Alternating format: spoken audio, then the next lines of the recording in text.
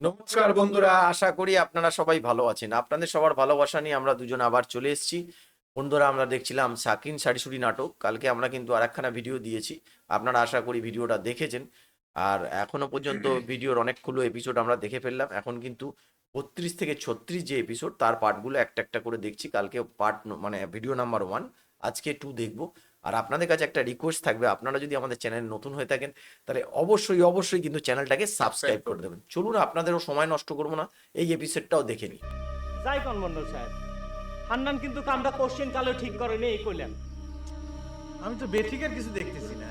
হ্যাঁ, রুইতন কি রে গাড়িছিল যে হুন্ডা খান দিবে না, দিবে না তো দিবে না। আপনার করে পারে হুন্ডা খান লিয়ে আসছে, তাতে আপত্তিটা কি? রুইতন তো এই কথা কয়নি, হান্নানি তো উল্টে যায় ঢাকায় থাকে সেসব মাস্তানি করতেছিলে, তাই রুইতন খেতে এই কথাটা কইছে। যাই হোক, হুন্ডা খান তো লিয়ে আসছে, তাতে তোর অসুবিধাটা কোথায়?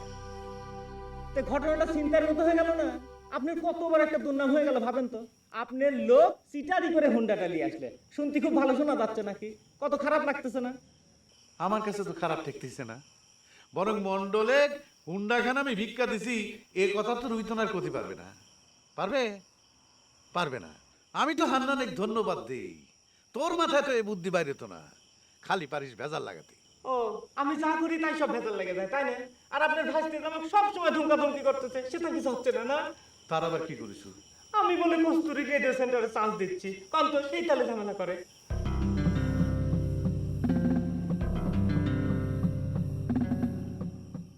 এই জন্য তুমি মন খারাপ করতে চাও? তা আমার বাড়িতে যে এত বড় একটা ঘটনা ঘটে গেল, কই আমি তো মন খারাপ করতেছি না। তোমার বাড়ির ঘটনা আর এই বিষয়টাকে এক হইল বন্ধু। এত আশা করি আমি স্কুল খোলার বিষয়টা তাকে কবার গেলাম, তারা কেউ আমার কথাটা তো গ্রাহ্য করলোই না। উপরন্তু আমাকে কি কয় জানো? কয় আমি নাকি আজগবি কথা করছি। তো তুমি তাগারে স্কুল খোলার কথা কই বের করছো কিসের জন্য? তুমি আমার পিতা দেখতে কেবা করে আমি ব্যবস্থা করে দিই। তোমাকে কথাটা আগে কবে এরকম চিন্তা করেছিলাম, তো হঠাৎ দুর্ঘটনাটা ঘটে গেল, ভাবলাম তোমার মন খারাপ। তো মন খারাপ সে কিটা? তুমি এত রাতে কাকুলি বিষয়টা কি কত?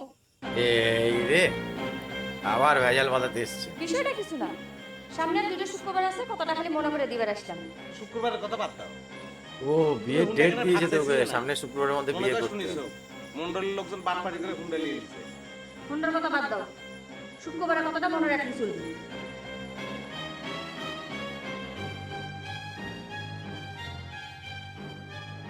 তুই খালাতে ভাই তুই আমার সাথে এরকম করছিস কি জন্য? কিরম করতেছি কিরম করতেছি? তুই কি আমার কোনো সময় তোর কোনো কাম কাজ বুঝানোর না কথা কইছিস যে তোর পক্ষে কথা কওয়া লাগবে? আবার তুই তো মন্ডল সাহেব হাত পা টিপে সবসময় মন্ডল সাহেবের কান ভারী করে রাখিস। আমার নামে কত বাজে কথা করছিস তুই। কিরম বাজে বাজে কথা কইলাম আমি? শোন, আমার কি মনে হয় জানিস, মন্ডল সাহেব তোকে যতই প্রশংসা করুক, এই কামটা তোর করা মোটে উচিত হয়। হয় তুই তো তা কবই, কারণ তুই যাই হুন্ডা কিনে আনবি তা ফেল মারছিল। আমি হুন্ডা কিনে লিয়ে আইছি, তুই মনে করতেছিস যে আমি যদি ফেল মারতাম আর এই মন্ডল সাহেবের কাছে তাহলে আমি খেলা খেলা হলে তুই খুব খুশি হতো। খুব বুঝদার হয়ে গেছিস তাই না? হেভি বুঝদারের মতো কথা করছিস তাই না? কয়েকদিন শহরে থাকে শহরের ভাব লিখছিস, এইটাই গ্রাম বুঝছিস, এনে সকলে সকলে চেনে। এ চিনলি কি? চিনলি কি? ওই রুইতন দেখা যাচ্ছে হুন্ডা কিনে আমি কেবা করে লিয়ে আইছি, বুঝলু? যদি ওই কিছু করার ক্ষমতা থাকে তাহলে বেশি খালি গ্রামে অ্যাক্টিভ করি, আমি দেখে নেবো। হ্যাঁ, ও, আমার আর সারি সিঁড়ি গায়ে যাওয়ার দরকার নেই তাই না? আমার কোনো দিনও দেওয়া লাগবে না। অবশ্য তোর কথা আলাদা, তুই যাবা করে চোরের বেটি রুবির প্রশংসা করতেছিল আর ওই রুইতনের যাবা করে ভাই ভাই করতেছিল। তুই যা, তো কিচ্ছু কমি না রে, কিচ্ছু না। ও, ভাই ভাইকে আমি করতেছিলাম না, তুই কি করতেছিলি? তুই ভাই ভাই করতেছিল না? পরে যেমন পা ধরে মাপ চারজনই বাড়ি ফেরত আসলো, আমরা কিছু বুঝি না তাই না? আমার ভুল হয়েছে তোর সাথে হুন্ডাই করে চলে আসা। আর আমারও ভুল হয়েছে যে তোর হুন্ডাই নিয়ে আসা। আমার উচিত ছিল যে তোকে হুন্ডার পিছনে খেলা তো আসা। ফাউল কোনে কর, দুজনের মধ্যে আবার ক্যাজরা হয়ে গেছে। আবল তাবল কথাবার্তা কর।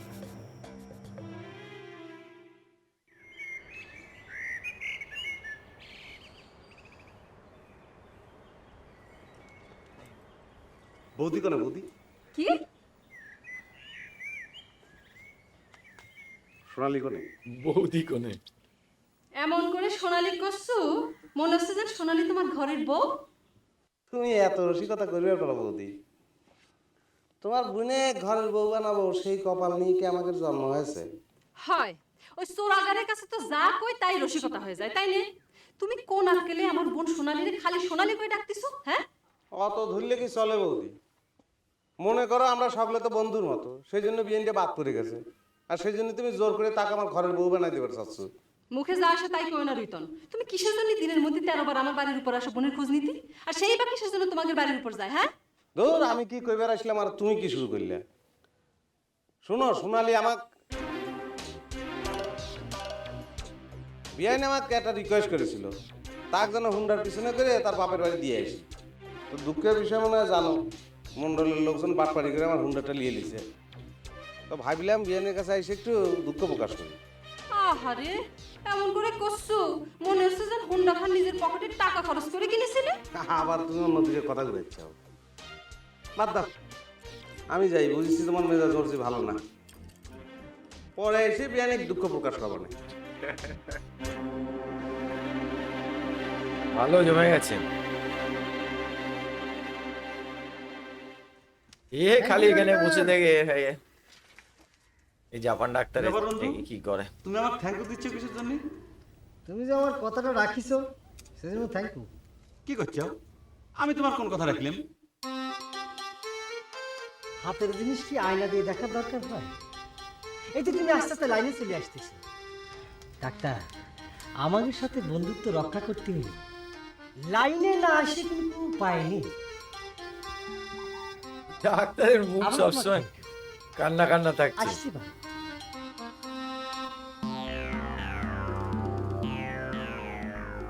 বললাম আমি জাফরের বাচ্চা, তো জুতিয়ে মারি আজকে আমি দাঁত খুলে দেবো। শালা এই কি করি? তোমার না রন্ধু ভাই, আমার নিজের। এই গুলাম, কি বলছে মির্জাপুরের বাচ্চা?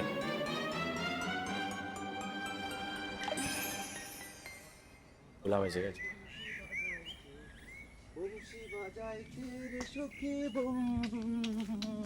এই গুলাম, চিঠির উপর চুমা খাওয়া লাগবে না। তুমি চিঠি আমাকে ফেরত দাও। তুমি নিজে চিঠি লিখে তারপরে যত খুশি তুমি খাও, আমার চিঠি ফেরত দাও। তোমার সিটি মানে কি কথা করছাও? এই চিঠি তোমাকে কিরা লিখে দিছে? তুমি যে চাও কে আমি কষ্টের করতেছি? আমি চিঠি লিখে দিছি, আমার চিঠি আমাকে ফেরত দাও। আমি তোমাকে চিঠি লিখে দিতে পারবো না, দাও। তুমি আমার উপর রাগ করতেছাও কে? আরে কি হয়েছে? আচ্ছা, ও বুঝতে পারেছি, আমি ফুর্তির ঠেলে আপনাকে তুমি করে কয়ে ফেলেছি সেই জন্যই। না, আপনি তুমি কোনো ব্যাপার না। চিঠি লিখে দেওয়ার আগে তোমার সাথে আমার কি শর্ত ছিল? রঞ্জুর মুখে কি জন্য আমার এই কথা শোনা লাগলো যে তার জন্য আমি তোমাকে চিঠি লিখে দিছি? আমি কি রঞ্জুর ভাই তোমাকে চিঠি লিখে দিছি? অবশ্যই না। কেটে কইছে এই কথা? ডাক্তার সাহেব, এই যে আমি চোখ চেয়ে পড়ছি, মুখ খারাপ করছি, আমি রঞ্জু কিছুই কইনি। আপনি আমার উপর রাগ হবেন না। আমি কি আপনার সঙ্গে এত বড় বিশ্বাসঘাতকতার কাম করতে পারি? আচ্ছা ঠিক আছে, তালিবার এই কথাগুলো রঞ্জুর সাথে তোমার মোকাবেলা করা লাগবে। তুমি চলো, আর নালিবার আমার এই চিঠি ফেরত দেওয়া লাগবে। মোকাবেলা করতে তো কোনো অসুবিধা নেই ডাক্তার সাহেব। সাইড করে চিঠিখান নিয়ে বের হয়েছিলাম, চিঠিখান আগে দিয়ে আসি, তারপর না হয় মোকাবেলা করা যাবে না। ওরে খুদা, চিঠিখান দিলি পরে তো সবকিছু মিটেই গেল।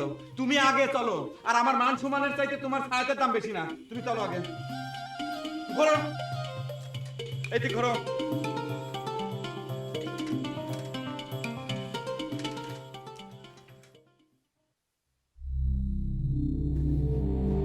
ও গোলাম এসছে ওই সেটিং করতে।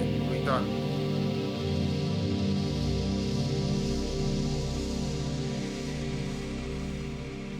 রুইতন ভাই কি আমার কিছু কই বেড়াইছো? না বৌদি, ঠিক তোমার কিছু কইবার আসি নাই। তোমার একটা কথা জানানোর ইচ্ছে হচ্ছিল তো, তাই। তোমাদের কথা আমাকে জানায় লাভ আছে? আমি তো ভাই তোমাদের লাইনের মানুষ না। না আমাদেরই কথা না, আবার বউয়ের পড়া আমাদেরই কথা। অত রহস্য না করে কি কই বেড়াইছো কয়ে ফেলো তো। না বড় বৌদি, তুমি রাগ করো না। ওই আমার বন্ধু গুরুদাস শালা প্রেমানন্দ, তো তার সঙ্গে নাকি তুমি ভালো করে ব্যবহার করো না। তো সেই জন্যই আমার মনে খুব দুঃখ। প্রায় রাত্রি দেখি যে নাগরের সঙ্গে তুমি একটু ভালো ব্যবহার করো না।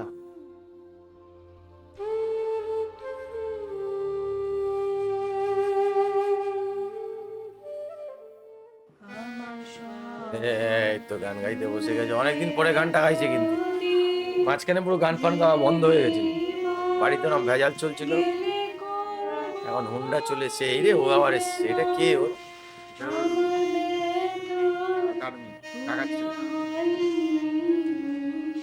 কস্তুরী, গান থামা। তোমাক না কইছে তোমার গান গাওয়া আমার পছন্দ না।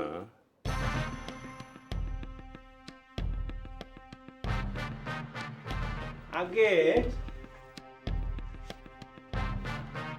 এই তোর খানা টেনে না।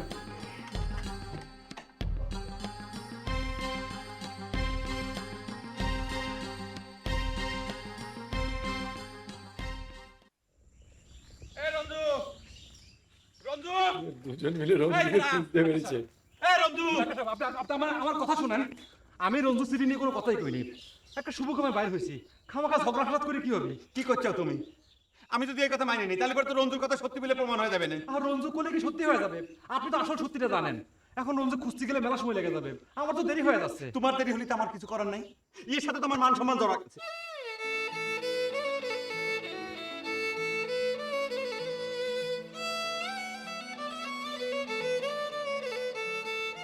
আচ্ছা গুলাম, তুমি যে ওই যে চোখ ছুঁয়ে পশ্চিম মুখ খারায় যে কথা কইলে, সেটা কি সত্যি যে রঞ্জুর সাথে তুমি চিঠি সম্পর্কে কিছু কথা কও নাই?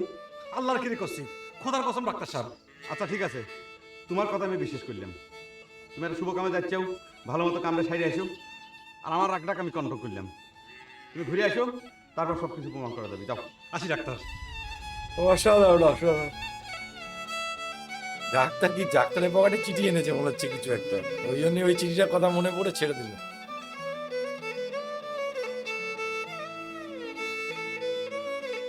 সাধারণ অভিনয় মানে।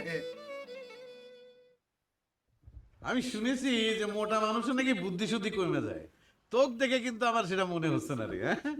কি সুন্দর করে তুই কামটা হাসিল করে আসলি। সাপও মরেছে, লাঠিও ভাঙিনি। আমি তো সেই বুদ্ধিটা করেই গেছিলাম। আমার মান্নানে বুদ্ধি মতো কাম করবে যায়, ওই প্রথমে আমার একটু ভুল হয়ে গেছিলি। আরে উইয়ের কি কোনো বুদ্ধি শুদ্ধি আছে নাকি? ও তো এখন ভালো হয়ে গেছে জোরে ওকে। জোরে সিকিউর পাবা। ঠিক মানে করেছেন। বউটা চলে যাবার পর থেকে আরো বেশি খিটমিটি হয়ে গেছে। খেয়াল করছেন, ওর হিংসাটা ওর বাড়ি গেছে। দেখেন না আমার উপরও কিরম হিংসা করে। আচ্ছা হান্নান, একটা সত্য কথা কদি, তুই ঢাকা শহরে যেয়ে এত কিছু শিখলি কেমন করে? হুন্ডা চালান পর্যন্ত শিখে ফেলাইছিস? আর হুন্ডা চালানি কোনো ব্যাপার হইলে, হুন্ডা চালানি হচ্ছে সাইকেল চালানির সাথে একেবারে সোজা। আপনি যদি চান তাহলে আপনাকে আমি একদিনের মধ্যে চালানি শেখা দিয়ে পারি। না রে, এই বুড়ো বয়সে ওই হুন্ডা চালান শিখতে গিয়ে ওই খালে পরে পাকা হাড্ডি খানা আমি ভাঙতে চাইনি। তবে শোন, হুন্ডা চালান খুব সহজ, এই কথাটা আমাকে কয়েছিস ভালো করেছিস, কিন্তু তোর খালাতো ভাইকে কিন্তু কবি নেই, সে তালি কিন্তু কয়ে বসবে না আমাকে হুন্ডা চালান শিখায় দাও।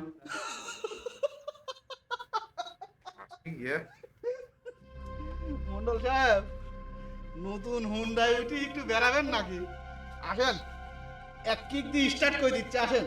না রে থাক, খামাখা তেল পরে কোনো কাম নেই। এ কি কাজ ঘরে দশ করে প্রতিদিন কিরামতি বাড়ে, বাটপাড়ি করে হুন্ডাকে নিয়ে আসলে আর এমন এসে কত বড় বাহাদুর হয়ে গেছে। আর তোমার বাপ, ওরে বাবা, তার কথা একবারে গলিয়ে গলিয়ে বলতেছে। আসলে সততার কোনো মূল্য নেই, বুঝছাও কস্তুরী? কস্তুরী, তুমি কান্দিছাও কিসের জন্যে? দেখেন তো মান্নান ভাই আমার হারমোনিয়াম খান কাড়িয়ে নিয়ে গেল। হারিয়ে নিয়ে গেছে মানে? কি ডা? রওশন ভাই, আচ্ছা আমি গানগুলি তার কিসের এত অসুবিধা কম তো? রওশন তো সাংঘাতিক সওয়াল দেখতেছি। হ্যাঁ, আমার গাকিলিয়ে শিল্পী জরুল ভাই সম্পর্কে গা আদি কথা জিজ্ঞেস করলে, আবার ধমক ধমক দিলে। আমার ধমক দিলে সেটা বুঝলাম, তাই বলে তোমার হারমোনি সে কারিলে যাবে কিসের জন্য? খারাপ, আমি এখনই মন্ডল সাহেবের যায় সব কথা করছি।